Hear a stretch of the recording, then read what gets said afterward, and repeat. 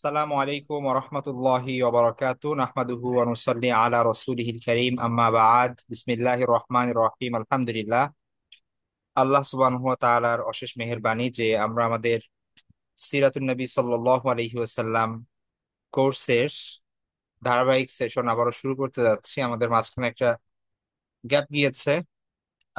আমার ব্যক্তিগত ব্যস্ততার কারণে ক্লাস নেওয়া সম্ভব হয় নাই। এই অপ্রত্যাশিত সমস্যার কারণে সকলের কাছে ক্ষমা প্রার্থী। আমরা আবারও শুরু করতে যাচ্ছি। আমাদের অলরেডি 13টি সেশন হয়ে গিয়েছে। 14 নম্বর সেশন থেকে আমরা শুরু করব। আমাদের টোটাল 24টা সেশন হওয়ার কথা ইনশাআল্লাহ। 24টি ক্লাসের মধ্যে আমরা আমাদের কোর্স শেষ করব। তো আমাদের আজকের ক্লাসের পরে আরো 10টি সেশন থাকবে। তো আমরা যে বিষয়ে আলোচনা করেছি লাস্ট ক্লাসে, সেটা ছিল হচ্ছে বদরের যুদ্ধ। তো 13 নম্বর সেশনের মধ্যে আমরা বদরের যুদ্ধ নিয়ে বিস্তারিত আলোচনা করেছি। সেগুলোর সেটার প্রেক্ষাপট তো আগে আলোচনা হয়েছে, এবং তার পরবর্তীতে আপনার বদরের যুদ্ধের যে ঘটনা বলি ভেতরের, এবং এর পরের যে ফলাফল, সেই বিষয়গুলো নিয়ে আমরা আলহামদুলিল্লাহ আলোচনা করেছি। তো আমাদের আজকের মানে আপনারা জানেন যে মদিনায় যাওয়ার পরে অর্থাৎ হিজরত পরবর্তী সময়ের বড় বড় ঘটনাগুলোর মধ্যে বড় ধরনের যে যুদ্ধগুলো হয়েছে, যেগুলো সম্মুখ সমরের লড়াই হয়েছে এবং উভয় পক্ষের হতাহতের সংখ্যা অনেক বেশি হয়েছে, তো এই দৃষ্টিভঙ্গি থেকে যুদ্ধেগুলোর মূলত তাৎপর্য অনেক বেশি, এবং এগুলার যে ফলাফল ছিল, যে কনসিকুয়েন্স ছিল, এবং এটার প্রভাব ছিল জাজিরাতুল আরবে অনেক ব্যাপক। তো সেই জন্য আমাদের নেক্সট পরবর্তী বড় ইনসিডেন্ট হচ্ছে ওহুদ। তো বদরের যুদ্ধ সংঘটিত হয় মূলত আপনার 2য় হিজরিতে, আর ওহুদের যুদ্ধ সংঘটিত হয় 3য় হিজরিতে। মাঝখানে 1 বছরের একটা গ্যাপ আছে। তো আমাদের আজকের টপিক হচ্ছে এই গ্যাপের মধ্যে 1 বছর সময়ের মধ্যে যে সকল ঘটনাগুলো ঘটেছিল, উল্লেখযোগ্য সেই ঘটনাগুলোর মধ্যে থেকে উল্লেখযোগ্য কিছু ঘটনাগুলো নিয়ে আলোকপাত করা। তো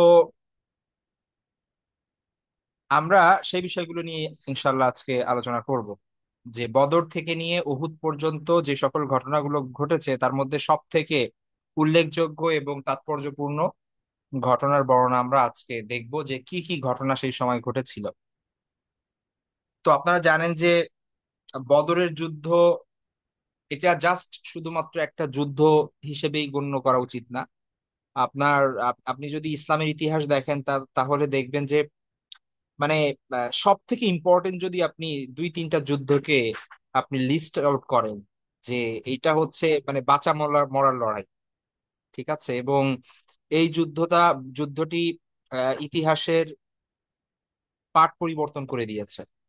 এবং এই যুদ্ধর পর আগের সময় আর পরের সময় মানে আকাশ পাতাল ব্যবধান। তো এই ধরনের দৃষ্টিভঙ্গি থেকে যদি আপনি দেখেন, তাহলে অবশ্যই বদরের যুদ্ধকে আপনার মানে অন্যতম আহ গুরুত্বপূর্ণ যুদ্ধ হিসেবে চিহ্নিত করতে হবে, ঠিক আছে? এবং এটাও আপনার অনেকের মতে এটা সব থেকে ইম্পর্টেন্ট যুদ্ধ যদি আমরা বলি, কারণ হচ্ছে এর থেকে আরো অনেক বড় যুদ্ধ হয়েছে, এটা ঠিক। এর থেকে আরো অনেক রক্তক্ষয়ী যুদ্ধ হয়েছে, এর থেকে আরো এমন অনেক বড় যুদ্ধ হয়েছে যেখানে মুসলমানদের বাহ্যিক আরো অনেক বড় সফলতা এসেছে, অনেক বেশি গনিমতের মাল অর্জিত হয়েছে, আরো বেশি সংখ্যক মুশরিক কাফের ইন্তেকাল করেছে বা নিহত হয়েছে, আরো অনেক বেশি সংখ্যক মুসলমান নিহত হয়েছে বা শাহাদাত বরণ করেছেন।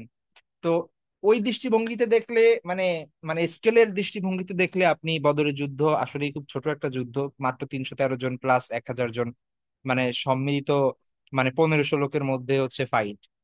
তো এইটা আপনার যেখানে হাজার হাজার মানুষের বিরুদ্ধে লক্ষাধিক মানুষের যুদ্ধ হয়েছে, সেই তুলনায় এটা কিছুই না, মানে বাহ্যিক ভাবে মনে হয়। কিন্তু আপনি যদি এই দৃষ্টিভঙ্গিতে দেখেন যে পৃথিবীর আর কোন যুদ্ধ এমন হতে পারে বা আছে বা পরবর্তীতে হয়েছে সাহাবিদের পরবর্তী সময় বা আরো আরো পরবর্তী সময়ে, যে ওই যুদ্ধে যদি মুসলমানরা হেরে যেত বা কোনো এক পক্ষ যদি হেরে যেত, তাহলে ইসলামের অস্তিত্ব সংকট পড়তো ইসলাম, ঠিক আছে? তো এমন যুদ্ধগুলো যদি আপনি ফাইন্ড আউট করেন, যেমন ধরেন আপনার সালাউদ্দিন আইয়ুবীর যে যুদ্ধগুলো, অথবা যেগুলো হচ্ছে ক্রুসেডারদের বিরুদ্ধে হয়েছে, অথবা মুসলমানদের অন্যান্য যুদ্ধ যেগুলো হচ্ছে অন্যান্য সম্প্রদায়ের বিরুদ্ধে হয়েছে, ঠিক আছে, অথবা তাতারিদের বিরুদ্ধে হয়েছে, তো সেইগুলো অনেক গুরুত্বপূর্ণ, এটা ঠিক। কিন্তু সেগুলো যদি মুসলমানরা হেরে যেত, তাহলে কি হতো? ওই এলাকা অমুসলিমদের হাতে চলে যেত, অথবা মুসলমানরা কি হতো, নিপীড়িত হতো একটা পার্টিকুলার অঞ্চলের মুসলমানরা। কিন্তু আপনি যদি চিন্তা করেন যে আমরা যে সময়ের আলোচনা করছি আল্লাহ রাসূল সাল্লাল্লাহু আলাইহি ওয়াসাল্লামের জীবদ্দশায় দ্বিতীয় হিজরিতে, সেই সময়ে মুসলমানদের মাত্র একটা স্থানই আছে যেখানে তারা নিরাপদে বসবাস করছে, সেটা হচ্ছে মদিনা, অর্থাৎ ইয়াসরিব। এবং আল্লাহ রাসূল সাল্লাল্লাহু আলাইহি ওয়াসাল্লাম এর নেতৃত্বে ইয়াসরিববাসীদের মধ্যে যে ইসলামের জাগরণ হয়েছে, এটাই কিন্তু মানে একমাত্র ইসলামের জাগরণ। আপনি কিছু মানে মুসলমান আছে বিচ্ছিন্ন ভাবে এদিক সেদিক, সেটা আলাদা ব্যাপার, ঠিক আছে, কিন্তু সম্মিলিতভাবে মুসলমানদের বসতি হিসেবে সেই সময়ে একটা স্থানই পরিচিত, সেটা হচ্ছে মদিনা বা ইয়াসরিব, ঠিক আছে। তারপরে তাদের সংখ্যা অনেক বেশি না। তো বদরের যুদ্ধে যদি হেরে যেত মুসলমানরা, তাহলে কি হতো? মদিনা আক্রান্ত হতো এবং মদিনায় সকল মুসলিম নরনারী সবাইকে হত্যা করা হতো, এবং তারপরে দেখা যেত যে মুসলমানদের আর কোনো কিছু অবশিষ্ট নেই। তো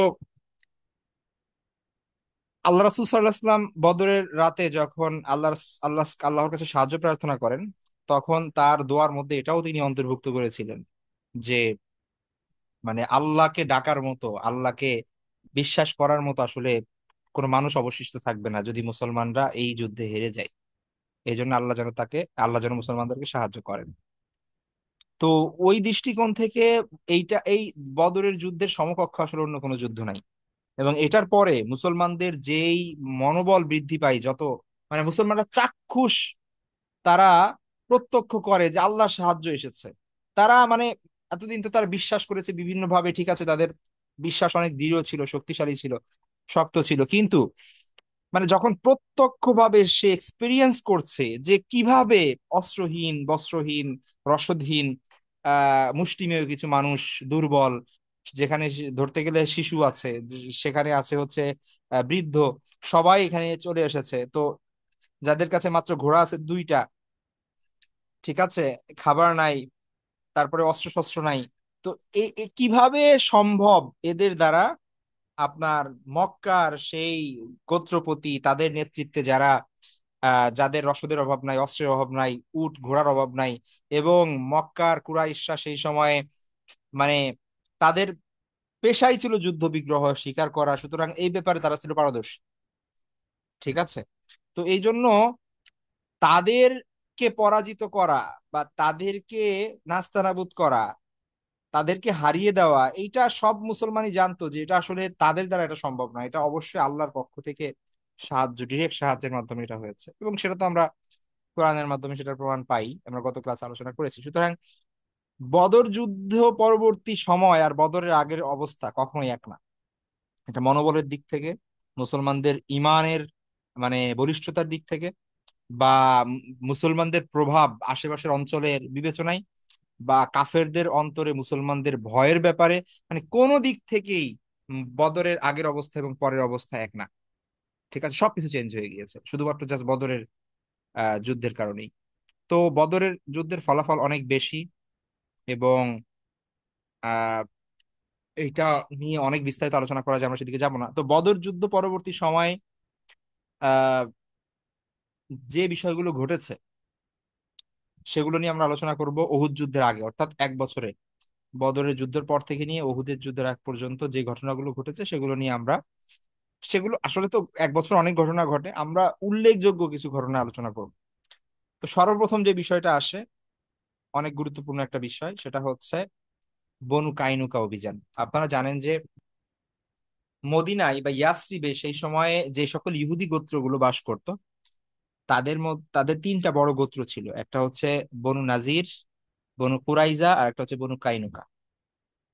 তো এই তিনটা গোত্রের মধ্যে আপনার সম্পদের দিক থেকে, ক্ষমতার দিক থেকে, তারপরে অন্যান্য আপনার বিষয়ের দিক থেকে সব থেকে প্রভাবশালী ছিল হচ্ছে বনু কাইনুকা, ঠিক আছে।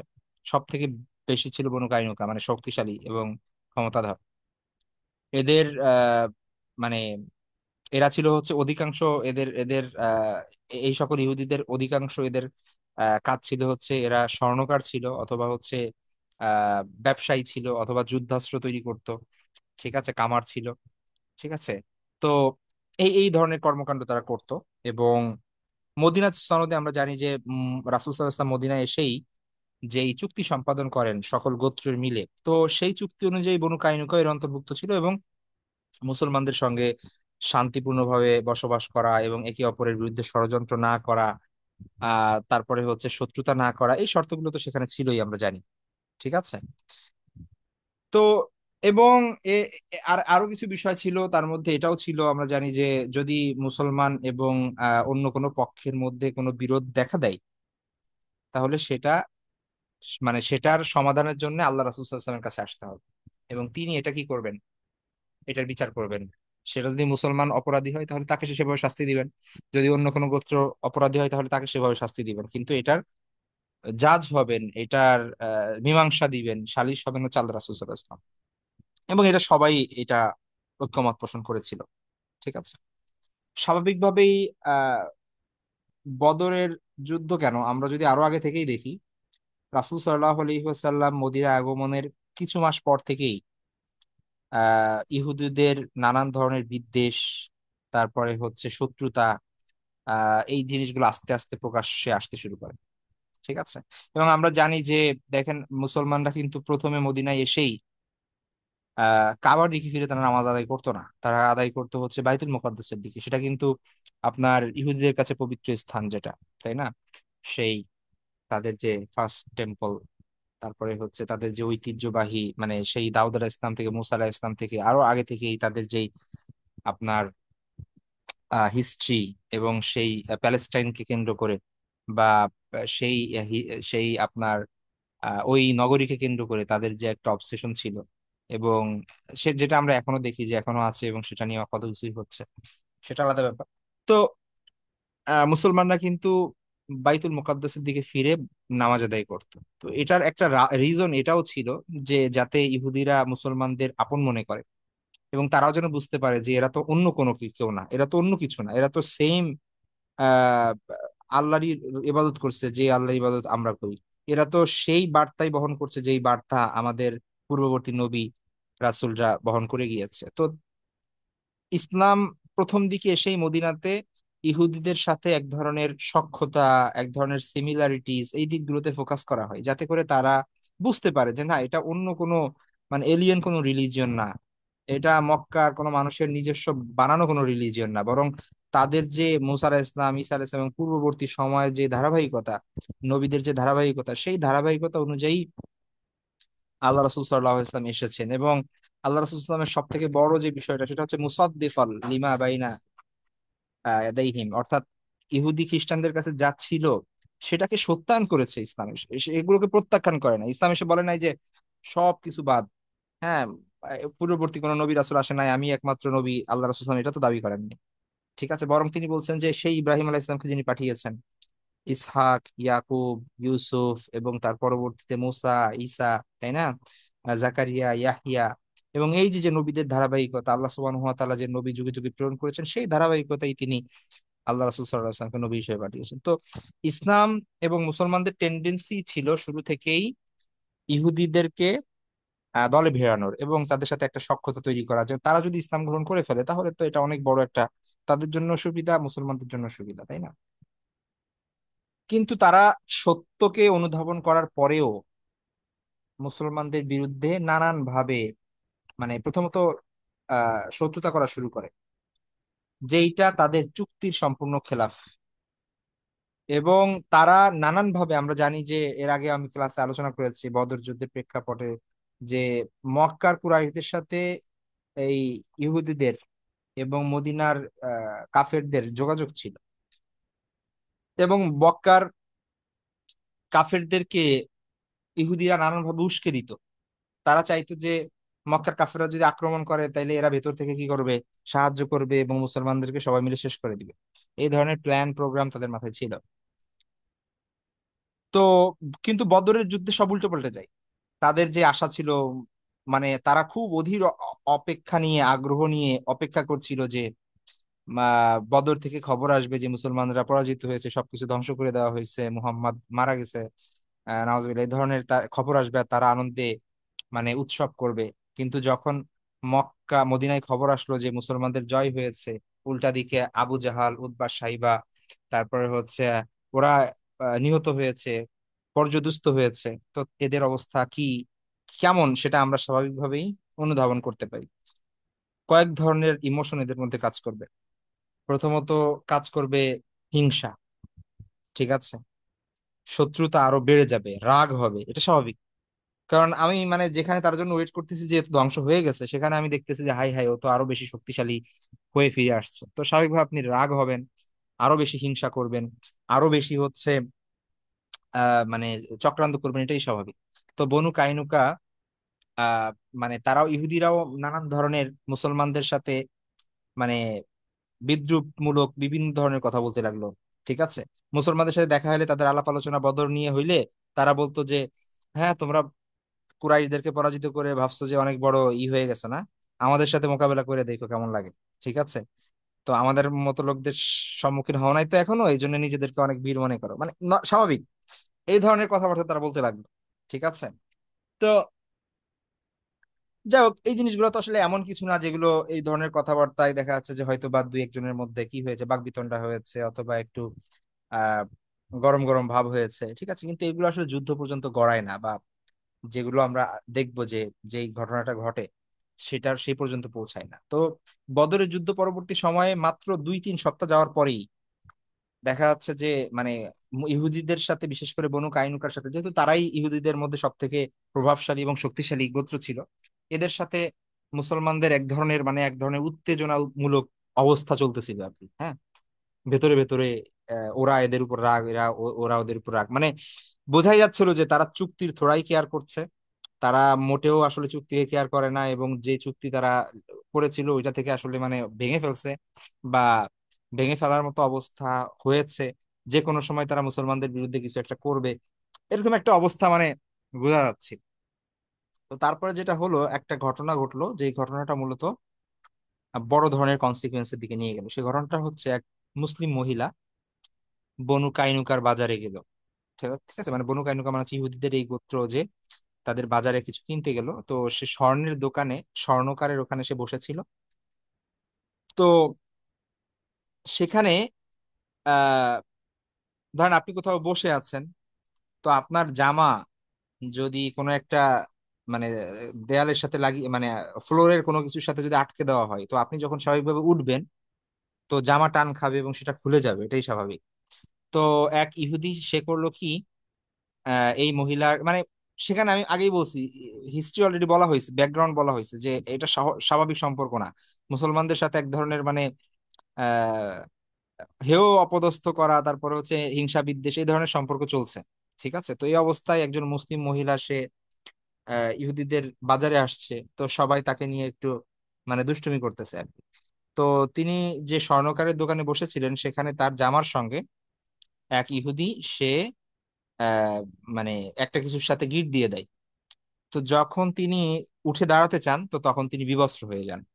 আর এটা দেখে সবাই হাসাহাসি করে, এবং একটা হাস্যরসের বিষয় হয়, ঠিক আছে। তো এটা অনেক বড় ধরনের একটা অপমান, এবং অনেক বড় ধরনের একজন মুসলমানের ইজ্জত, আব্রু, সম্মান, এটা অনেক অনেক বড় করে দেখা হয় এটাকে, এবং বিশেষ করে একজন মুসলিম মহিলা, ঠিক আছে। তো এটা তো আসলে, তো সেইখানে সেখানে এক মুসলিম তরুণ ছিল, ঠিক আছে। তো সে ক্ষিপ্ত হয়ে ওই ইহুদিকে হত্যা করে ফেলে, আঘাত করে। কারণ এটা কি কেউ সহ্য করবে? আপনি যদি দেখেন যে এরকম আপনার কোনো আত্মীয় স্বজন, অথবা আপনার কোনো কাছের মানুষ, অথবা আপনার আহ ঠিক আছে, কি বলে, একজন মুসলিম বোন, তার এরকম কি করা হচ্ছে, সম্ভ্রমহানি করা হচ্ছে পাবলিকলি, তো আপনি কি বসে থাকবেন? তো সে স্বাভাবিকভাবে কি করছে, প্রতিক্রিয়া দেখাইছে, এবং ওই লোকটা ঘটনাস্থলে মারা গেছে আর কি। হ্যাঁ, এখন সেটা আহ এইটা একটা ঘটনা। এখন এই মুসলিম তরুণ, সে কি ঠিক করছে না বেঠিক করছে, সেটা তো এখন কি হবে, বিচার হওয়া দরকার, তাই না? কারণ সে একটা কিছু দেখছে, অন্যায় দেখছে, সে প্রতিবাদ করছে, এখন হয়তোবা প্রতিবাদের মাত্রা বেশি হয়ে গেছে বা কিছু একটা, এটা তো বিচার করা হবে। তো বনু কাইনুকার এখন উচিত ছিল কি করা, যে একে ধরে নিয়ে আল্লাহ রাসূলের কাছে যাওয়া বা বিচার চাওয়া, যে তো এরকম একটা ঘটনা ঘটাই ফেলছে, এখন এটার বিচার করেন, আমাদের লোককে হত্যা করছে কেন। তারপর আল্লাহ রাসূল বিচার করতেন বা কিছু করতেন, সেটা হচ্ছে পরের ব্যাপার। তাদের উচিত ছিল তো এটা। তো ওই ইহুদিরা মিলে যেই মুসলিম, ওই তরুণ মুসলিমকে তারা হত্যা করে ফেলে। তো এখন ব্যাপারটা কোথায় গেল, যে দুই পক্ষেরই একজন একজন হত্যা হয়েছে। তো সেইখানে মুসলমানরা, যারা আরো কিছু ছিল তারা আর ইহুদিরা একটা সংঘর্ষের রূপ নেয়। ঠিক আছে।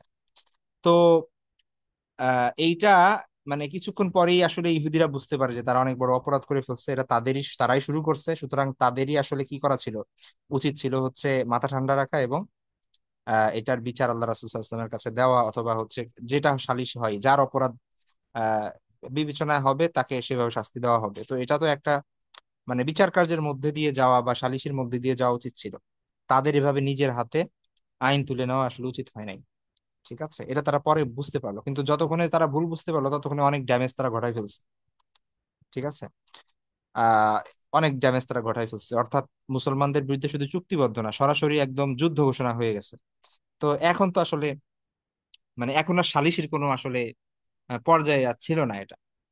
তো তখন আল্লাহ রাসূল সাল্লাল্লাহু আলাইহি ওয়াসাল্লামের কাছে খবর যায় এবং মুসলমানরা আল্লাহ রাসূল সাল্লাল্লাহু আলাইহি ওয়াসাল্লাম সাথে সাথে ব্যবস্থা নেন, মুসলমানদেরকে প্রস্তুত হতে পারেন এবং যুদ্ধের মানে সংকেত দিয়েই তারা বনু কাইনুকার অভিমুখে আহ আসেন। এদিকে বনু কাইনুকা বা ইহুদি গোত্রগুলো তারা মূলত মানে দুর্গ আকারে বসবাস করতো, একসঙ্গে সবাই বসবাস করতো, চারিপাশে দেওয়াল থাকতো, উঁচু দেওয়াল, কেউ ভিতরে প্রবেশ করতো না। তো এইভাবে তারা দুর্গ করে করে ঘাঁটি করে তারা বসতি স্থাপন করতো এবং সেখানে বসবাস করতো। তো আল্লাহ রাসূল সাল্লাল্লাহু আলাইহি ইসলামের এই অভিযানের খবর শুনে তাদের উচিত ছিল কি, তাদের উচিত ছিল যে না, যা হবার হয়েছে এখন ঠিক আছে, আমরা যাই আল্লাহ রাসূল সাল্লাল্লাহু আলাইহি ওয়াসাল্লামের কাছে গিয়ে যদি তাকে বুঝাই বলি একটা সমাধান আসবে। তারা কি করলো, তারা তাদের দুর্গ বন্ধ করে দিল এবং সেখান থেকে তারা মোকাবেলা করার প্রস্তুতি নিল। তো স্বাভাবিকভাবে আল্লাহ রাসূল সাল্লাল্লাহু আলাইহি ওয়াসাল্লাম তাদের দুর্গ ঘেরাও করলেন এবং একদিন, দুই দিন, তিন দিন, চার দিন, এইভাবে এক সপ্তাহ, 2 সপ্তাহ এইভাবে তাদের মানে মুখোমুখি অবস্থানে তারা। ঠিক আছে। তো 15 দিন যাওয়ার পরে যখন বনু কাইনুকা বুঝলো যে না আসলে আর তো কোনো মানে আমরা এখানে যদি থাকি তাহলে আমরাই না খেয়ে মরবো, আমাদের সমস্যা হবে, কিন্তু আসলে এখান থেকে বের হওয়ার তো আসলে উপায় নেই। তো তারা টিকে থাকতে পারে নাই, তারা অবশেষে আত্মসমর্পণ করে। তো তারপরে আপনার এখন এদের সাথে কি ব্যবহার করা হবে, এদেরকে কি মানে স্বাভাবিকভাবে আপনি যদি যুদ্ধ ঘোষণা করেন তো এর নিয়ম তো হচ্ছে এদেরকে হত্যা করে ফেলা। তো আল্লাহ রাসূল সাল্লাল্লাহু আলাইহি ওয়াসাল্লাম তখনও কোনো সিদ্ধান্ত নেন নাই। এর আগেই বনু কাইনুকার সাথে যেই সকল আরবদের মানে আউস এবং খাজরাজের যে সকল লোকদের আপনার ছিল, সম্পর্ক ছিল, দোস্তি ছিল, বন্ধুত্ব ছিল, এদের মধ্যে যোগাযোগ হইতে লাগলো। ঠিক আছে। তো তো আল্লাহ রাসূল সাল্লাল্লাহু আলাইহি ওয়াসাল্লাম যেন কঠোর কোনো সিদ্ধান্ত না নেন, তাদেরকে যেন যেন আপনার করেন, ক্ষমা করে দেন। এই জন্য আল্লাহ রাসূল সাল্লাল্লাহু আলাইহি ওয়াসাল্লামের কাছে মানে বিভিন্ন সাহাবীর কাছে তারা কি করতে লাগলো, আবেদন করতে লাগলো যে তারা যেন সুপারিশ করে। ঠিক আছে। তো এর মধ্যে আমরা জানি যে আপনার উবাদা ইবনে সামিত রাদিয়াল্লাহু তাআলা আনহু একজন প্রখ্যাত সাহাবী। তো উবাদা উবাদা ইবনে সামিত রাদিয়াল্লাহু তাআলা আনহু, তার সাথে বনু কাইনুকার ভালো সম্পর্ক ছিল, তিনি তো একজন সাহাবী। তো এইভাবে আরেকজন মুসলিম নামধারী সেই সময় ছিল আব্দুল্লাহ ইবনে উবাই ইবনে সালুল, আমরা জানি যে মুনাফিকদের নেতা, কিন্তু সেই সময় তো মদিনা ইসলামের প্রাথমিক সময়ে স্পষ্টভাবে ওইভাবে প্রকাশ ছিল না যে কে কে হচ্ছে মুনাফিক আর কে হচ্ছে না। সবাই তো তখন মুসলমান। হয়তো কেউ কেউ বুঝতো যে আসলে প্রকৃতভাবে ইসলাম গ্রহণ করে নাই, কিন্তু প্রকাশ্যভাবে আসলে জানা যেত না যে কে মুনাফিক। এটা স্পষ্ট হয় পরবর্তীতে ওহুদের যুদ্ধের সময় যখন তারা পিছু হটে, কিন্তু বদরের যুদ্ধ পর্যন্ত এবং বদর পরবর্তী সময়েও সবাই তো তাদেরকে মুসলিম হিসেবেই জানতো। তো উবাদা ইবনু সামিত একে যখন তারা আবেদন করে তখন আল্লাহ রাসূল সাল্লাল্লাহু আলাইহি ওয়াসাল্লামকে তিনি সরাসরি বলে দেন যে হে আল্লাহ রাসূল, এদের সাথে আমার কোনো সম্পর্ক নাই। এরা এদের ব্যাপারে আপনি যে ডিসিশন নিবেন সেটাই শিরোধার্য। আমার এদের ব্যাপারে কোনো কথা নাই, কারণ এরা আল্লাহর শত্রু, আল্লাহ রাসূলের শত্রু, ইসলামের শত্রু। অপরদিকে আব্দুল্লাহ ইবনে উবাই ইবনে সালুল, মুনাফিকদের নেতা, যে সে মানে খুব তোড়জোড় করতে লাগলো যে এদেরকে ক্ষমা করে দিতে হবে ইত্যাদি ইত্যাদি। এদেরকে যেখানে আটকে রাখা হয়েছিল সেখানে গিয়ে এদেরকে মানে মানে ওইখানে গিয়ে শাসাতে লাগলো সাহাবীদেরকে যে এদেরকে ছেড়ে দাও। হ্যাঁ, এই সেই। তো আল্লাহ রাসূল সাল্লাল্লাহু আলাইহি ওয়াসাল্লামকেও পর্যন্ত সে মানে ইয়া করতে লাগলো প্রথমে, আহ মানে জোর গলায় কথা বলতে লাগলো। তারপরে যখন দেখছে যে কাজ হচ্ছে না তখন রিকোয়েস্ট করতে লাগলো। যাই হোক, আল্লাহ রাসূল সাল্লাল্লাহু আলাইহি ওয়াসাল্লাম একটা পর্যায়ে নীরব ছিলেন। পরে তাকে সম্মান দেখিয়ে, মানে সেই সময় যেহেতু সেই সময় পর্যন্ত যেহেতু তার মুনাফিকি বা নিফাকি অতটা স্পষ্ট ছিল না, তো আল্লাহ রাসূল সাল্লাল্লাহু আলাইহি ওয়াসাল্লাম চাচ্ছিলেন সে যেন শুধরে যায়। এই জন্য তারকে সম্মান দেখায় শুধুমাত্র আব্দুল্লাহ ইবনে উবাই ইবনে সালুলের জন্য বনু কায়নুকাকে কাউকে হত্যা করা হয় নাই। ঠিক আছে, তবে তাদেরকে বলা হয় যে তারা যেন মদিনা ত্যাগ করে, তাদেরকে একটা ধরাবাঁধা সময় দেওয়া হয়, তারা যেন এই সময়ের মধ্যে যেখানে খুশি সেখানে চলে যায়, মদিনায় যেন তারা না থাকে। তো বনু কায়নুকার প্রায় 700 থেকে 800 লোক তারা মদিনা ছেড়ে চলে যায়, এবং তাদের ধন সম্পদ এবং সরঞ্জাম যেগুলো ফেলে যায় সেগুলো মুসলমানরা গনিমত হিসেবে গ্রহণ করে। এবং এইটা মুসলমানদের জন্য অনেক বড় একটা বিজয় ছিল। এবং মদিনার ভেতরে আহ যে একটা শক্তিশালী ষড়যন্ত্র যে আত্মপ্রকাশ করছিল মুসলমানদের বিরুদ্ধে, সেটার অবসান হয়। কারণ অবসান হয় বলতে এটা একটা সাময়িক অবসান আমরা বলতে পারি, কারণ হচ্ছে ইহুদিতে তখন আরো দুইটা গোত্র আছে, আমরা দেখবো যে এখান থেকেও তারা শিক্ষা গ্রহণ করে না। ঠিক আছে, তো স্বাভাবিকভাবে এদেরকে বহিষ্কার করা হয়েছে। অপরাধ করছে, এরা চুক্তি ভঙ্গ করছে, অন্য দুইটা গোত্র তো শিক্ষা নিবে। তো আমরা দেখবো যে এদেরকে যে শাস্তি দেওয়া হয়েছে, পরবর্তী যারা চুক্তি ভঙ্গ করে তাদেরকে আর একটু বেশি শাস্তি দেওয়া হয়েছে।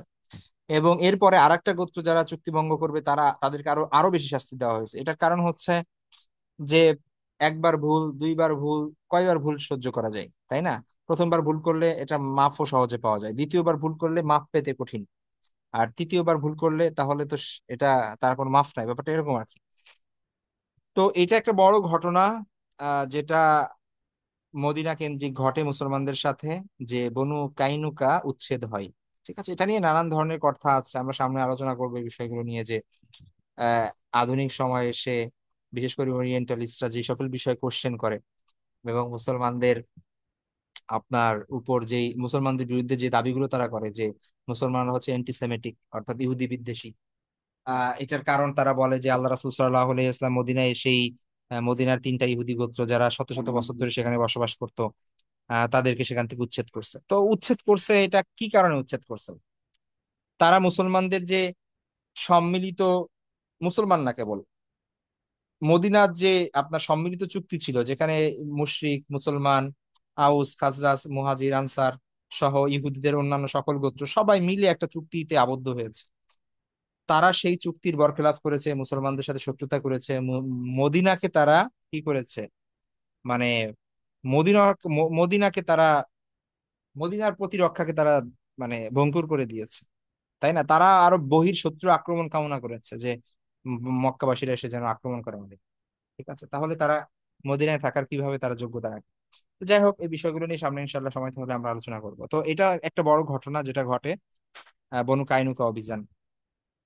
এটা ঘটে হচ্ছে আপনার আহ উম, বদরের যুদ্ধ আমরা জানি যে রমজান মাসে হয়। রমজান মাস যাওয়ার পরে শাওয়ালের প্রথম দ্বিতীয় সপ্তাহে এই ঘটনা ঘটে। ঠিক আছে, কিছুদিন পরেই। তারপরে আরেকটা সারিয়া আমরা অলরেডি আলোচনা করেছিলাম যে সারিয়া কাকে বলে। ওই ওই দ্বিতীয় হিজরিতেই আল্লাহ রাসূল সাল্লাল্লাহু আলাইহি ওয়াসাল্লাম আহ আরো কিছু অভিযান পাঠান এদিক সেদিকে। তার মধ্যে সারিয়াতুল উসাইদ ইবনে হুদাইর রাদিয়াল্লাহু তাআলা ইম্পর্টেন্ট। উসাইদ ইবনে হুদাইর একজন প্রখ্যাত সাহাবী, আমরা অলরেডি আলোচনা করেছি তার ব্যাপারে, যে মদিনায় যে সকল নেতা টাইপের যে সকল মানুষ ছিলেন, ঠিক আছে, তাদের তাদের মধ্যে ছিলেন একজন উসাইদ ইবনে হুদাইর। হ্যাঁ, তারপরে ছিলেন হচ্ছে আহ আপনার সাদ ইবনে মুআজ, সাদ ইবনে উবাদা, তারপরে হচ্ছে আসাদ ইবনে জুরারা। এনারা সবাই হচ্ছে মদিনার মানে উচ্চ মানে নেতৃস্থানীয় ব্যক্তিবর্গ। তো উসাইদ ইবনে হুদাইর রাদিয়াল্লাহু তাআলা আনহুকে আল্লাহ রাসূল সাল্লাল্লাহু আলাইহি ওয়াসাল্লাম একটা অভিযান অভিযানে পাঠান। সেই সময়ে মক্কা মানে বদর পরবর্তী সময়ে যে জিনিসগুলো হয় সেটা হচ্ছে কিছু গোত্র তো ভয় পেয়ে যায়, কিছু গোত্র রাগান্বিত হয় আরো বেশি। ঠিক আছে, বিশেষ করে কুরাইশদের সাথে এলাই ছিল যে সকল গোত্র আশেপাশে, এরা মুসলমানদের বিরুদ্ধে ক্ষিপ্ত হয়ে যায় এবং ছোট ছোট জোট করা শুরু করে, বা বিশেষ মুসলমানদের বিরুদ্ধে ছোট ছোট ষড়যন্ত্র করতে থাকে। তো আল্লাহ রাসূল সাল্লাল্লাহু আলাইহি ওয়াসাল্লাম এর আগে একদম মদিনা আসার পর থেকেই প্রতিরক্ষা ব্যবস্থা এবং বিশেষ করে বিভিন্ন অভিযান এদিক সেদিকে পাঠানো, খোঁজ খবর নেওয়া আশেপাশে, এই জিনিসগুলো কিন্তু অব্যাহত ছিল ধারাবাহিকভাবে, এবং সেটা বদর যুদ্ধ পরবর্তী সময়ে অব্যাহত থাকে। তো এটা যদি না থাকে তাহলে মদিনা তো আসলে অরক্ষিত হয়ে যাবে, তাই না? তো শত্রুরা যেন মদিনার ভেতরে বা আশেপাশে কোনোভাবেই কোনো অশান্তি সৃষ্টি না করতে পারে এবং মুসলমানদের বিরুদ্ধে যেন কোনো অ্যাকশনে যেতে না পারে, এই কারণে বিভিন্ন সময় ছোট ছোট বিভিন্ন বাহিনী আল্লাহ রাসূল সাল্লাল্লাহু আলাইহি ওয়াসাল্লাম পাঠাতেন। তো তার মধ্যে একটা ছিল উসাইদ ইবনে হুদাইর রাদিয়াল্লাহু আনহুর বাহিনী। তিনি বদরের মানে অন্যতম বড় সেনাপতিদের একজন, এবং তাকে পাঠানোর মূল উদ্দেশ্য ছিল মদিনার চারপাশ যেন নিরাপদে থাকে এবং মুসলমানদের শক্তি প্রদর্শন হয়, যেন আশেপাশের গোত্রগুলো সাহস না পায় মুসলমানদের বিরুদ্ধে কিছু করতে। তো এইটা একটা ঘটনা। এর পাশাপাশি আরেকটা আপনার আহ, গাজওয়ায়ে সাউইক, সিন ওয়াও ইয়া কফ, সাউইক। তো এটা একটা গাজওয়া দ্বিতীয় হিজরিতে, এটার সাথে মূলত সম্পৃক্ত হচ্ছে বদরের যুদ্ধ। ঠিক আছে। তো আবু সুফিয়ানের ব্যাপার আমরা জানি যে আবু সুফিয়ান কিন্তু বদরের যুদ্ধে সরাসরি অংশগ্রহণ করে নাই। কারণ কি? কারণ হচ্ছে মূলত আবু সুফিয়ানের জন্যই বদরের যুদ্ধ সংঘটিত হয়।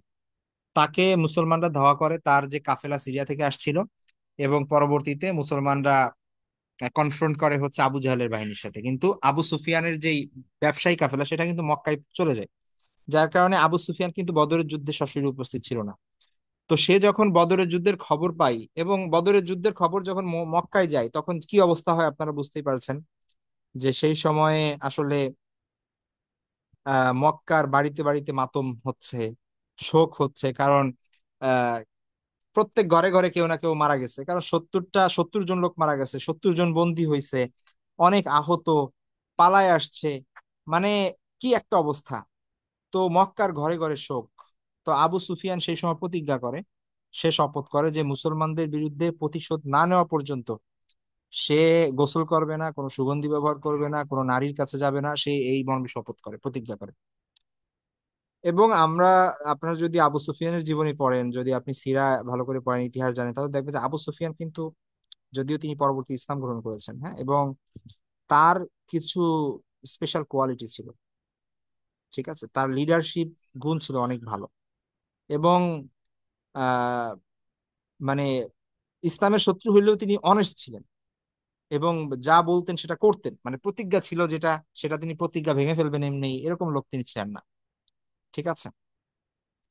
তো বদরের যুদ্ধ হলো রমজানে। রমজান গেল, শাওয়াল গেল, জিলকদ গেল, জিল হজে গিয়ে, মানে হজের যে মাস, ঠিক আছে, সেই মাসে গিয়ে আপনার দেখা গেল কি যে মানুষ কয়দিন গোসল না করে থাকতে পারে, তাই না? আবু জাহাল আবু সুফিয়ানের শরীর থেকে দুর্গন্ধ আসতে লাগবে।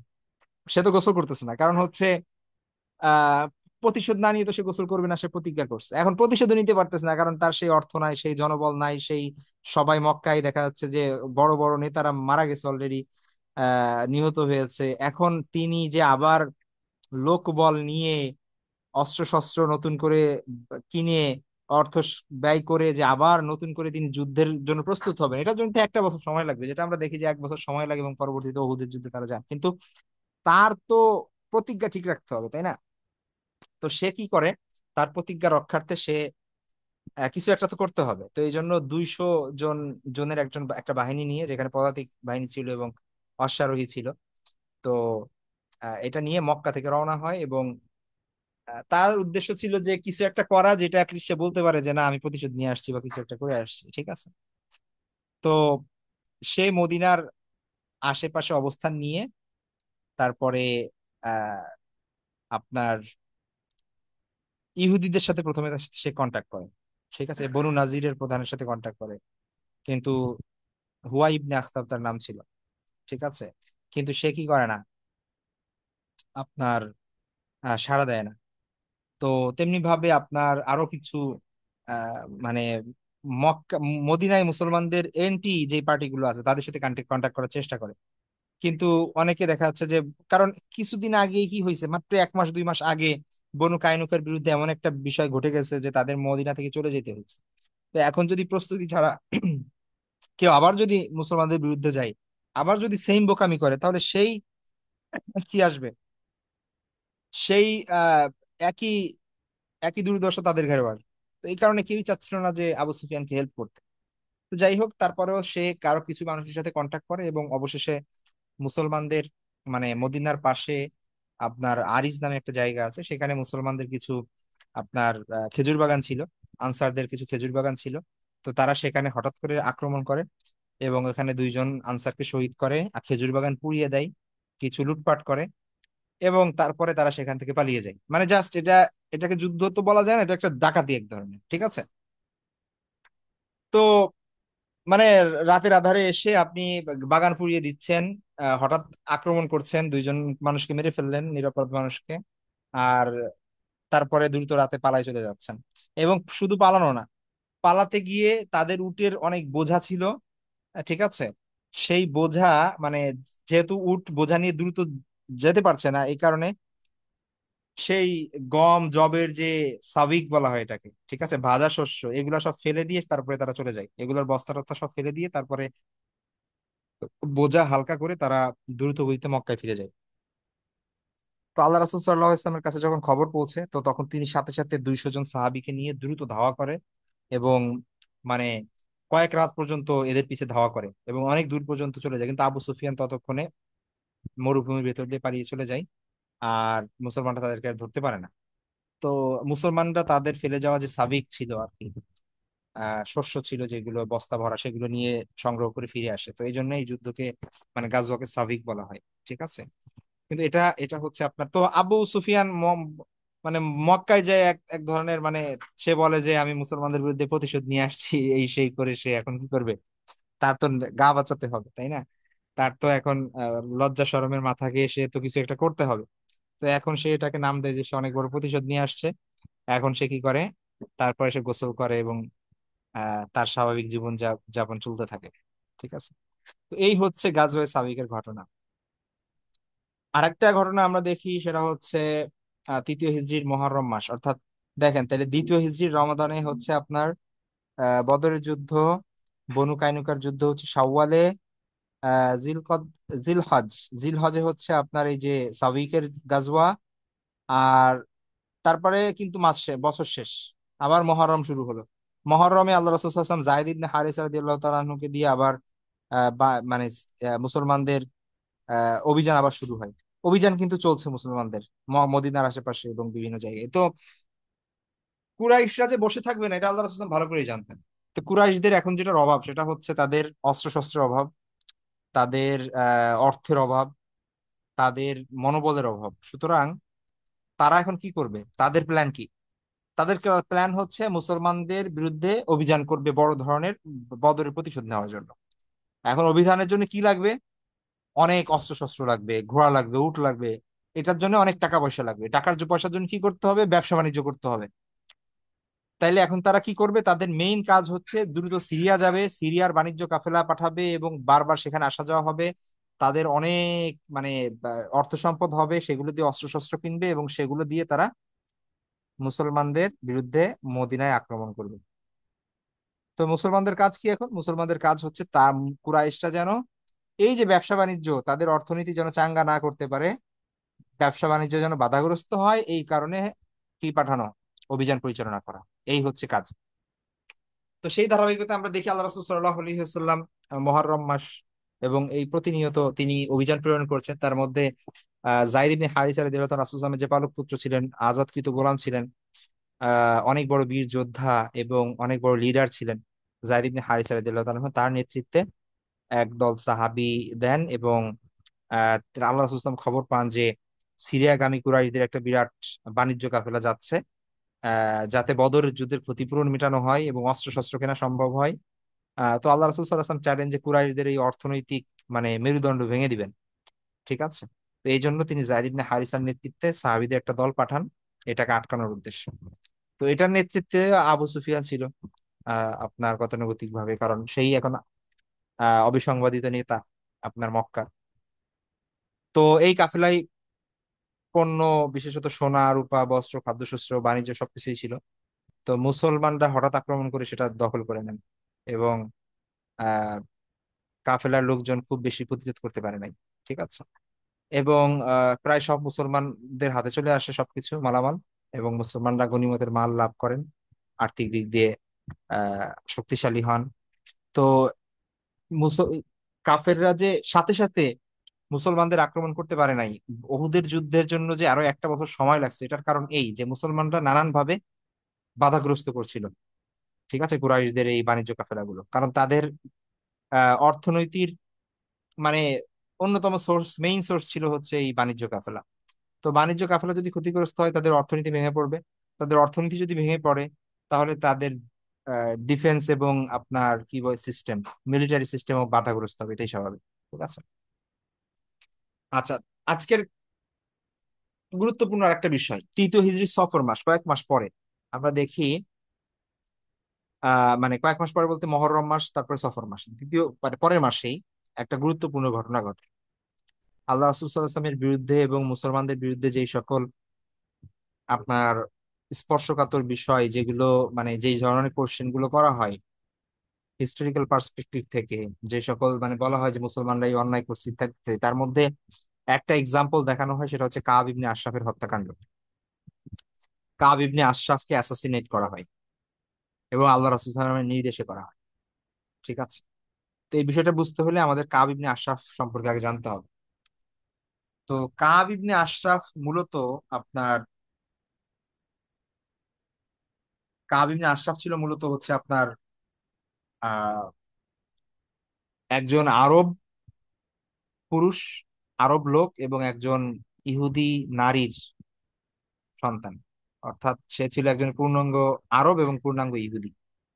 ইহুদিদের মধ্যেও তার ভালো যোগসাজশ ছিল, আবার আরবদের মধ্যে ভালো যোগসাজশ ছিল। তার বাবা ছিল বনু নাভান গোত্রের, যে আরবের পৌত্তলিক। আর তার মা ছিল বনু নাদির গোত্রের, মানে ইহুদিদের একটা গোত্র, বনু নাদির গোত্রের। তো এটাকে বলা হয় সিরাতের যত বিতর্কিত বিষয়, মানে বিতর্কিত বলতে যে যে বিষয়গুলোকে ওরিয়েন্টালিস্টরা এবং ইসলাম বিদ্বেষীরা বিতর্কিত হিসেবে উপস্থাপন করে, সব থেকে তার মধ্যে অন্যতম একটা বিষয় হচ্ছে কাব ইবনে আশরাফের এই অ্যাসাসিনেশনের যে ঘটনাটা, তার প্রাণ নাশের বা তার হত্যাকাণ্ডের ঘটনাটা। ঠিক আছে। তো এই জন্য এটা খুব ইম্পর্টেন্ট যে আমরা প্রসঙ্গটা বুঝতে হবে আমাদের। তো কাব ইবনে আশরাফ প্রথমত সে অনেক ধনী ছিল। ঠিক আছে। তার নিজের সেই সময় তার নিজস্ব দুর্গ ছিল, যে দুর্গের মধ্যে সে বসবাস করত, এবং ওই দুর্গের ভেতরে যাওয়া মানে এটা কারো সাধ্য ছিল না সেই সময়, মানে প্রেক্ষাপট। এবং কাব ইবনে আশরাফ ছিল মানে ইয়াসরিবের অন্যতম সুদর্শন পুরুষ। তার মানে সে ধন সম্পদও আছে, দেখতে শুনতেও ভালো, আবার আরেকটা গুণ তার ছিল, সে অনেক ভালো কবিতা লিখতে পারত, অর্থাৎ ভালো সাহিত্যিকও ছিল। তার মানে মানে একটা মানুষের কত গুণ থাকতে পারে। এটার কারণও আছে, সে হচ্ছে মানে যেটা বললাম ইহুদি প্লাস আরব, দুই রক্তই তার শরীরে। ঠিক আছে। তো ইহুদিদের ধূর্ততা, তাদের জ্ঞান, ইন্টেলিজেন্স, এগুলো যেরকম তার মধ্যে ছিল, ঠিক তেমনি আপনার ধন সম্পদ এবং বাহ্যিক সুদর্শন, এই বিষয়গুলো মানে এই বিষয়গুলো তার মধ্যে ছিল। তো কাব ইবনে আশরাফ প্রথম থেকেই একদম শত্রুতা করে আল্লাহ রাসূল সাল্লাল্লাহু আলাইহি ওয়াসাল্লামের সাথে প্রকাশ্যে শত্রুতা করে আসছিল একদম শুরুতেই। অনেক ইহুদি তো সরাসরি আল্লাহ রাসূল সাল্লাল্লাহু আলাইহি ওয়াসাল্লামের বিরুদ্ধে কথা বলতেন না, আসতেন দরবারে, আসতেন মাঝে মাঝে টিটকারি করতেন, মাঝে মাঝে দেখা যাচ্ছে যে এমন কথা বলতেন যে ডাবল মিনিং করে, যে আল্লাহ রাসূল সাল্লাল্লাহু আলাইহি ওয়াসাল্লামকে অপমানও বোঝাবে, আবার দেখা যাচ্ছে যে তাকে ধরলে সে একটা ভালো এক্সপ্লেনেশনও দিতে পারবে। তো কাব ইবনে আশরাফ প্রথম থেকে আল্লাহ রাসূল সাল্লাল্লাহু আলাইহি ওয়াসাল্লামের প্রতি শত্রুতা দেখিয়ে এসেছিল, এমনকি যখন কেবলা পরিবর্তন করা হয়, তো কাব ইবনে আশরাফি মূলত কোশ্চেন করেছিল যে এটা কেমন ধর্ম যে কেবলা পরিবর্তন করে। এর বিপরীতে আল্লাহ সুবহানাহু ওয়া তাআলা কিন্তু কোরআনে জবাব দিয়েছে। ঠিক আছে। আমরা দেখি যে সূরা বাকারার 142 নম্বর আয়াত যদি আমরা দেখি। ঠিক আছে। তো এগুলো, এরপর আবার আহ, জাকাতের বিধান বিধান যখন আসলো, কাব তার যে সকল আনসার বন্ধু ইসলাম গ্রহণ করছিল তাদের কাছে গিয়ে ইসলামের বিরুদ্ধে নানান ধরনের কথা বলতো। তা সে বলতো যে কি তোমরা কোনো টাকা পয়সা আহ জাকাত টাকাত দিও না, দান টান করো না। ঠিক আছে। এতে করে তো তোমরা গরিব হয়ে যাবা, আর দেখবা যে ধীরে ধীরে ওই লোকটা মানে তোমাদের সব টাকা পয়সা নিয়ে গেছে, মানে আল্লাহ রাসূলের কথা বলতেছে। ঠিক আছে। তো এই ধরনের কাব সব ক্ষেত্রেই আগে ছিল আর কি, ইসলামের শত্রুতার সবার আগে থাকে। এটাই তার একমাত্র আপনার একমাত্র তার মানে বৈশিষ্ট্য ছিল না, তার আরো অনেক নিচু দিক ছিল। ঠিক আছে। বদরের যুদ্ধের পর মুসলমানদের বিজয়টা যখন স্পষ্ট হয়, তো কাব ইবনে আশরাফ তখন আবু সুফিয়ানের সঙ্গে একটা আঁতাত করে। ঠিক আছে। আমরা জানি যে আবু সুফিয়ান এই যে 200 লোক সে নিয়ে এসে একটা ডাকাতির মতো করে এক ধরনের লুটতরাজ চালিয়ে, ঠিক আছে, এক ধরনের মানে আহ রাহাজানি করে সে চলে গেল, এটা কিন্তু সে এমনি এমনি করে নাই। তাকে মানে প্যাট্রোনাইজ করছিল যারা, তাকে সাপোর্ট করছিল এবং অভয় দিয়েছিল, উৎসাহিত করছিল যারা, তার মধ্যে একজন হচ্ছে কাব ইবনে আশরাফ। সুতরাং দেখেন, আপনি চিন্তা করেন যে দুইটা যদি বৈরী সম্পর্কের রাষ্ট্র হয়, যেমন ধরেন পাকিস্তান এবং ইন্ডিয়া, তাই না? এবং মানে যদি এটা প্রমাণিত হয় যে পাকিস্তানের একজন লোক বা একজন মিলিটারি পার্সন, সে পাকিস্তানের গোপন মানে আপনার ডিফেন্স মেকানিজম, তারপরে হচ্ছে অন্যান্য স্ট্র্যাটেজি, ঠিক আছে, গোপন জিনিস, সেগুলো ইন্ডিয়ায় সে কি করেছে, সাপ্লাই দিয়েছে, ঠিক আছে, অথবা কোনোভাবে তাদেরকে সার্ভ করছে। তো এখন যে কোনো রাষ্ট্রের আইন অনুযায়ী আপনার এই লোকের এই লোকের আপনার শাস্তি কি? এই লোকের শাস্তি মৃত্যুদণ্ড। এটা এটা মানে যে কোনো ক্ষেত্রে, এটা শুধুমাত্র মানে ইসলামিক রাষ্ট্র বলে কথা না, এটা যে কোনো রাষ্ট্রে, আপনি আমেরিকা বলেন বা অন্য কোনো যে কোনো রাষ্ট্রে বলেন, এটা কিন্তু গাদ্দার যে যে যে হচ্ছে একটা দেশের বা একটা শহরের বা একটা স্থানের আপনার প্রতিরক্ষাকে ধ্বংস নষ্ট করে দেয়, তাদের স্ট্র্যাটেজি আপনার শত্রুপক্ষকে জানিয়ে দেয়। তো এই ধরনের গাদ্দারির, এই ধরনের আপনার যে ইয়া আছে, এটার কিন্তু শাস্তি কিন্তু মৃত্যুদণ্ড। এটা এটা একটা সর্বজনীন বিষয়। ঠিক আছে। তো শুধুমাত্র আবু সুফিয়ানের সাথে আতাত করার কারণেই কিন্তু কাব ইবনে আশরাফ মানে মৃত্যুদণ্ডের দণ্ডে আপনার সমতুল্য শাস্তির কিন্তু অলরেডি সে হকদার। মানে এটা জাস্ট একটু মাথায় রাখ। ঠিক আছে। এবং এবং আপনার আবু সুফিয়ানের সাথে আপনি যদি সিরাত গ্রন্থগুলো পড়েন, আবু সুফিয়ানের সাথে তার কথাবার্তা উল্লেখ আছে। ঠিক আছে।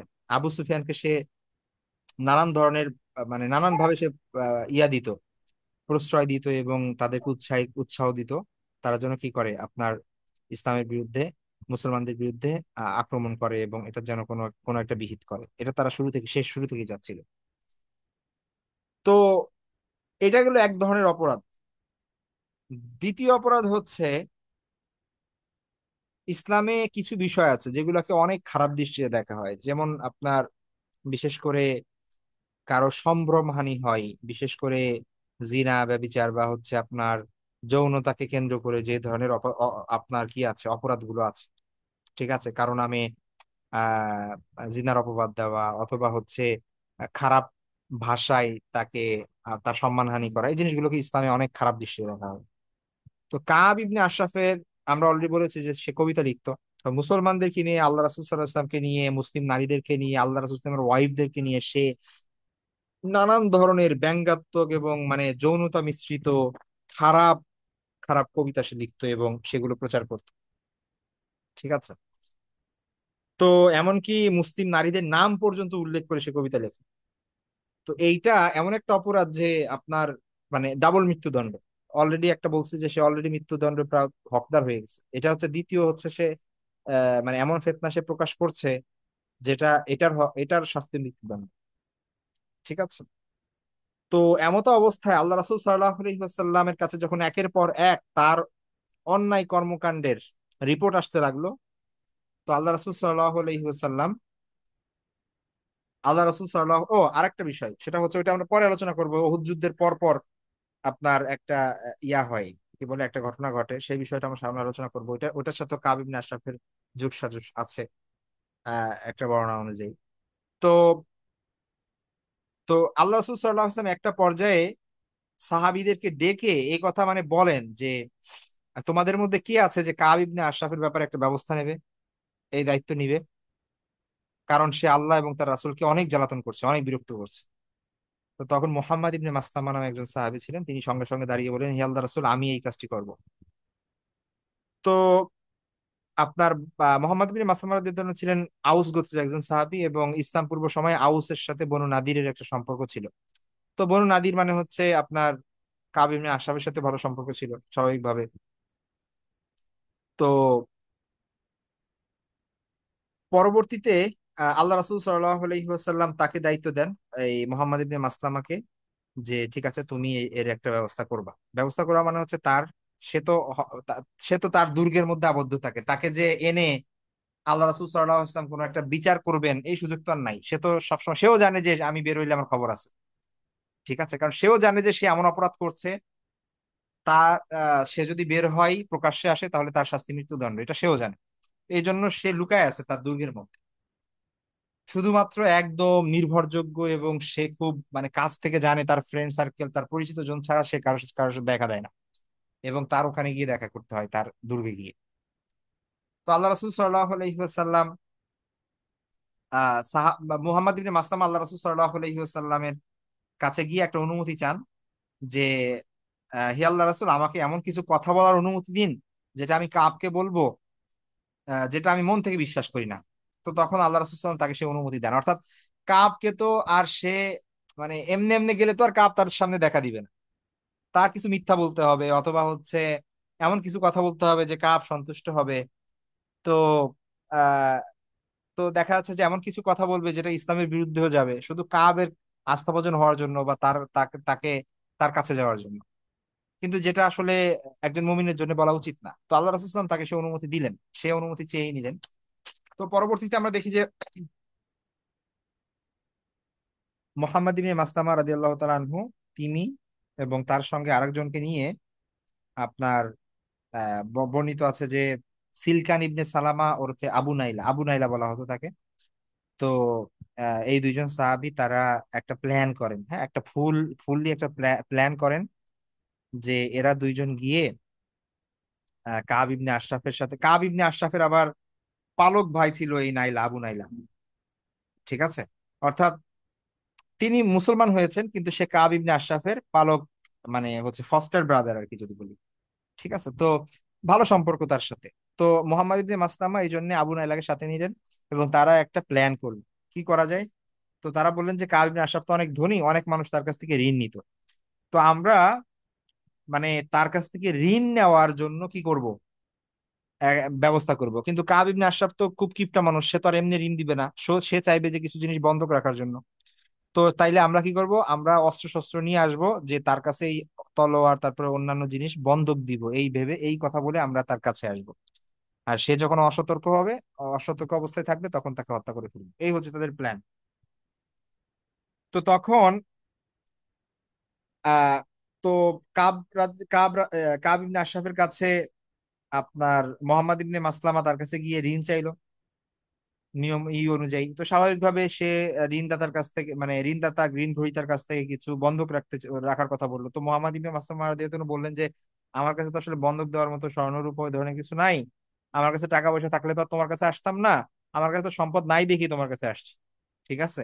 তখন কাব কত বড় বদমাশ, সে বলে যে তাহলে তোমার স্ত্রীকে আমার এখানে রেখে যাও। তো তখন মোহাম্মদ ইবনে মাসলামা মানে সে মানে মনে মনে তো রাগ হচ্ছে, কিন্তু উপর দিয়ে সে এটা মানে তাকে ইয়া করতেছে, পাম দিচ্ছে কাব ইবনে আশরাফকে। সে বলতেছে যে তুমি যে সুদর্শন, তোমার কাছে যদি আমার বউকে রেখে যাই তাইলে দেখা যাবে যে আমার বউ আমার কাছে আসতে যাবে না, ঠিক আছে। তো কাব ইবনে আশরাফ নিজের প্রশংসা শুনে একটু নরম হয়ে গেল।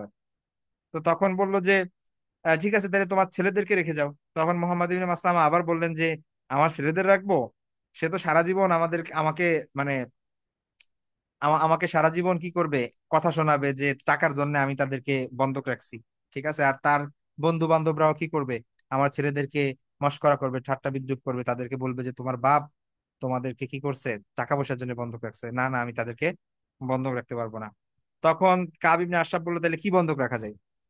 তো তখন মোহাম্মদ ইবনে মাসলামা বললেন যে ঠিক আছে, তুমি যদি চাওই বন্ধক, তাহলে আমার কিছু অস্ত্র শস্ত্র আছে, ঠিক আছে, এগুলো তোমার কাছে বন্ধক রাখি, এই ছাড়া আর আমার কাছে কিছু নাই। কারণ এখন তো জানো তো যে অস্ত্র শস্ত্র আমার খুব প্রয়োজন, এখন যুদ্ধ চলতেছে, বিভিন্ন জায়গায় আমাদের যুদ্ধে যেতে হচ্ছে।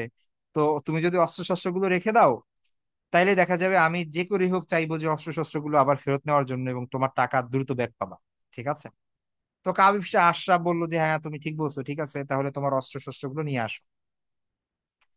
তো কাব ইবনে আশরাফ সে নির্ধারিত একটা সময় নির্ধারণ করলো রাতের বেলা, তো মোহাম্মদ ইবনে মাসলামা রাদিয়াল্লাহু তাআলা আনহু তিনি আহ কাবের সাথে যে কাবের কাছে যেন অস্ত্র নিয়ে আসতে পারেন, তার কাছে অস্ত্র নিয়ে যাওয়া যেত না, ঠিক আছে, তার দুর্গে প্রবেশ করা যেত না, সেই সুযোগই ছিল না।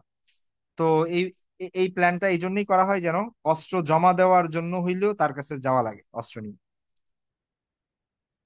তো তারপরে আল ওয়াকিদের বর্ণনা অনুসারে এইটা ছিল হচ্ছে আপনার কি বলে হিজরতের তৃতীয় বছরের রবিউল আউয়াল মাসে, আবার কোনো কোনো বর্ণনা ছিল হচ্ছে সফর মাসে। যাই হোক, মূলত এটা পূর্ণিমার একটা রাত ছিল, সিরাতের বইগুলোতে আছে, আকাশে কোনো মেঘ ছিল না।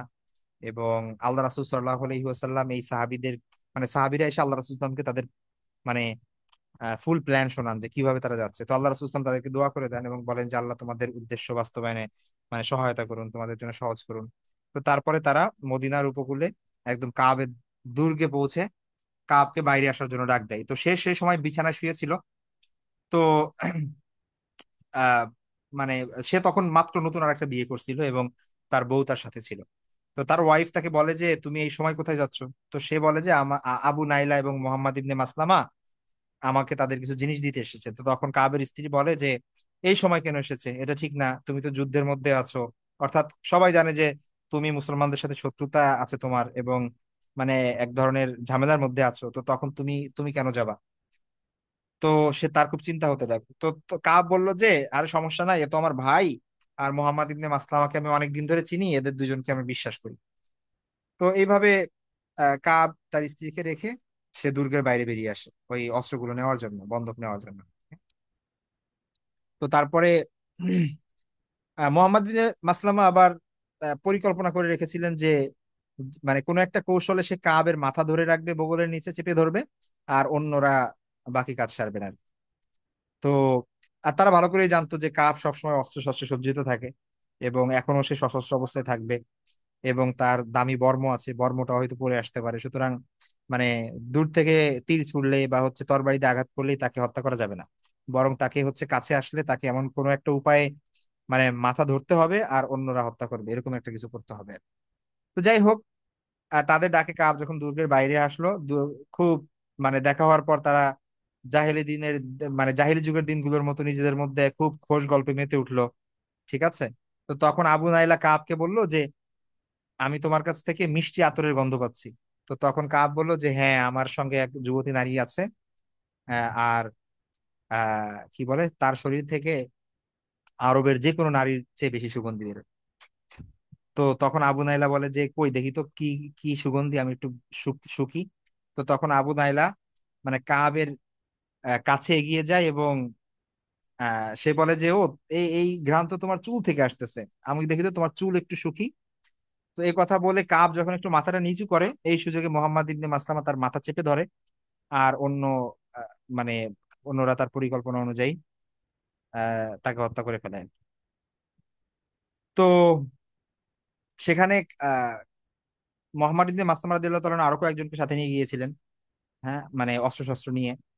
তার মধ্যে একজন ছিল হারিস ইবনে আউস নামে একজন সাহাবী। সে নিজেও আহত হয়। কাবও দেখা যাচ্ছে যে বর্ম পরিহিত অবস্থায় ছিল, এবং সে যখন বুঝতে পারে যে না, তাকে আক্রমণ করা হচ্ছে, সেও এলোপাতাড়ি মানে আক্রমণ শুরু করে এবং একজন সাহাবী আহত হন এবং দ্রুত রক্তক্ষরণ হয়, এবং তাকে দ্রুত মদিনায় নিয়ে আসা হয়। এবং আল্লাহ রাসূল সাল্লাল্লাহু আলাইহি ওয়াসাল্লাম তাকে দেখার পরে ওই হারিসের ক্ষতের উপর কিছুটা লালা লাগিয়ে দেন এবং সাথে সাথে সেটা ঠিক হয়ে যায়।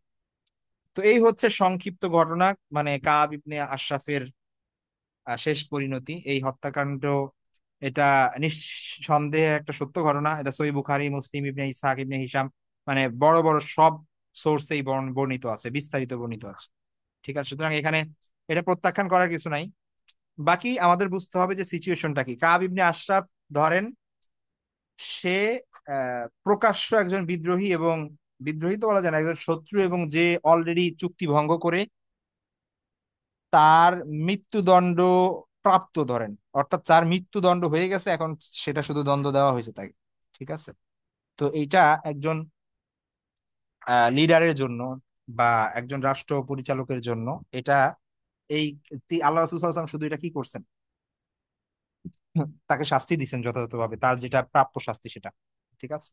তো এইটা ওরিয়েন্টালিস্টরা এবং তারা নানান ভাবে এটাকে এমন ভাবে উপস্থাপন করেছে বিভিন্ন ভাবে যে মুসলমান আল্লাহ রাসূল সাল্লাল্লাহু আলাইহি ওয়াসাল্লাম সাথে তার সাথে যাদের মতের মিলতো না এবং শত্রুতা ভাবাপন্ন ছিল যারা, তাদের সবাইকে আল্লাহ রাসূল সাল্লাল্লাহু আলাইহি ওয়াসাল্লাম কি করতেন, এভাবে অ্যাসাসিনেট করতেন, গোপনে সাহাবীদের পাঠায় তাদেরকে হত্যা করাতেন। মানে তারা জাস্ট এই দুই একটা ঘটনাকে কেন্দ্র করে এরকম বড় বড় গল্প বানাইছেন। তো এটা এই কারণে যে স্বাভাবিকভাবেই আপনার আহ প্রকৃত ইতিহাস না জানার কারণে এটা হয়। আমরা যদি দেখি যে কাবের মানে কাব ইবনে আশরাফের অনেকগুলো ভয়াবহ রকমের অপরাধ ছিল, তার মধ্যে একটা হচ্ছে আবু সুফিয়ানের সঙ্গে গোপন জোট পাকিয়ে চুক্তি করা, যেটা স্পষ্ট বিশ্বাসঘাতকতা ছিল, সংবিধান লঙ্ঘন ছিল, মানে সেই সময় চুক্তি লঙ্ঘন ছিল, এবং মুসলমানদের জন্য এটা হুমকি ছিল, নিরাপত্তাজনিত হুমকি ছিল। তারপরে হচ্ছে দ্বিতীয় হচ্ছে মুসলমানদের বিশেষ করে মুসলিম নারীদের নিয়ে অশ্লীল কবিতা রচনা করত, এবং আরো কিছু ঐতিহাসিকের মতে সরাসরি আল্লাহ রাসূলকে হত্যা চেষ্টাও করেন। তো এই সব কিছুই অত্যন্ত গুরুতর অভিযোগ এবং অনেক বড় ধরনের অপরাধ। তো সন্দেহাতীত ভাবেই সে মানে ঘৃণ্য অপরাধে অপরাধী। এবং আহ কথা হচ্ছে যে তাকে মানে আধুনিক যুগে যারা কোশ্চেন করেন তারা বলেন যে তাইলে বিচার সালিস হওয়ার কথা ছিল, এটা একটা এক্সট্রা জুডিশিয়াল কিলিং ইত্যাদি ইত্যাদি, ঠিক আছে। তো এটা যারা এই ধরনের কথা বলেন তারা আসলে মানে ওই সময়ের রাজনীতির বাস্তবতা, ওই সময়ের পরিস্থিতি, সেগুলো বিবেচনা করেন না। সেই সময়ের মানুষের যে আইন, সেই সময়ের যে নীতি, সেই সময়ের যে কাস্টম, সেটা আমাদের দেখতে হবে। আপনি আধুনিক একটা সময় বসে এই সময়ের আপনার সংবিধান যেভাবে লেখা হয়েছে সেটার আলোকে যদি আপনি 1400 বছর আগের চিন্তা করেন তাহলে তো হবে না, তাই না? তো যাই হোক, কাব নিজেও জানতো যে সে একটা যুদ্ধের মধ্যে আছে। এটা তো তার স্ত্রী তাকে বলেছিল যে তুমি যুদ্ধের মধ্যে আছো, তুমি তো নিরাপদ না, তুমি যেও না এই সময়, ইত্যাদি ইত্যাদি। তো এর দ্বারাই তো বোঝা যায় যে সেও জানতো যে তাকে সুযোগ পেলে হত্যা করা হবে। ঠিক আছে। সুতরাং মানে আমাদের এখনকার আইনের আলোকে ওই ঘটনার বিচার বিশ্লেষণ করা এটা একটা অমূলক কথা, এটা আসলে উচিত না।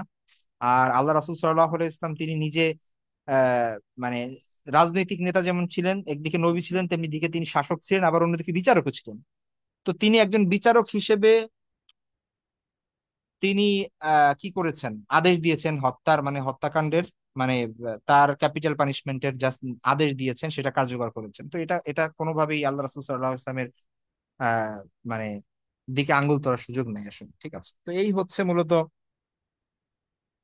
আহ কাব ইবনে আশরাফের ঘটনা। তো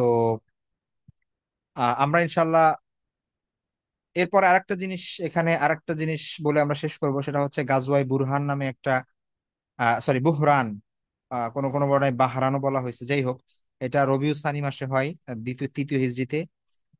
তো এখানেও হচ্ছে আপনার বনু সুলাইম নামে একটা গোত্র আছে, তারা মুসলমানদের বিরুদ্ধে আক্রমণ করেন, আক্রমণ করার জন্য প্রস্তুতি নেয়। আল্লাহ রাসূল সাল্লাল্লাহু আলাইহি ওয়াসাল্লাম যখন এই খবর শোনেন তখন 300 সাহাবী নিয়ে বুহরান নামক অঞ্চলে অগ্রসর হন, এবং মুসলমানরা হঠাৎ উপস্থিত হলে শত্রুরা ভীত হয়ে যায় এবং যুদ্ধ না করে পালিয়ে যায়। তো এইটা একটা ঘটনা ঘটে যেটা রবিউল সানিতে। তো এই হচ্ছে আমাদের আজকের টপিক গুলো, যেগুলো বদর থেকে ওহুদের মধ্যবর্তী সময়ের গুরুত্বপূর্ণ ঘটনাগুলো আমরা আলোচনা করলাম। নেক্সট ক্লাস ইনশাল্লাহ আমাদের ওহুদের যুদ্ধের প্রেক্ষাপট এবং ওহুদের যুদ্ধের বিস্তারিত আলোচনা করবো। তো সে পর্যন্ত সবাই ভালো থাকবেন, দোয়া করবেন। আল্লাহ হাফেজ, আসসালামু আলাইকুম রহমতুল্লাহি